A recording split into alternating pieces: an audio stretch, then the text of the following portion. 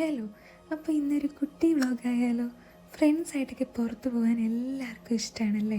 അങ്ങനെ കുറേ പരാജയപ്പെട്ട പ്ലാനുകൾക്ക് ശേഷം ഞങ്ങൾ പ്ലാൻ ചെയ്തൊരു സ്ഥലമാണ് പൊന്മുടി. സാധാരണ അടുത്തുള്ള സ്ഥലങ്ങളിലൊക്കെയാണ് പോവാറ്.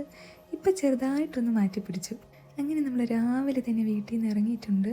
ഒരു 3-4 ബസ്സൊക്കെ കയറിയിട്ടാണ് പൊന്മുടിയിൽ എത്തിയത്.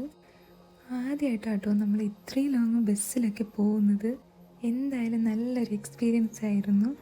അങ്ങനെയുള്ള റീൽസൊക്കെ കണ്ട് കോടയും പ്രതീക്ഷിച്ച് ഞങ്ങൾ എത്തിയത് കൊട്ട വെയിലത്തായിരുന്നു. നല്ല അടിപൊളി വെയിൽ, കണ്ണ് തുറക്കാൻ പറ്റാത്ത വെയിലെന്നൊക്കെ പറയൂലേ, അതുപോലെയായിരുന്നു.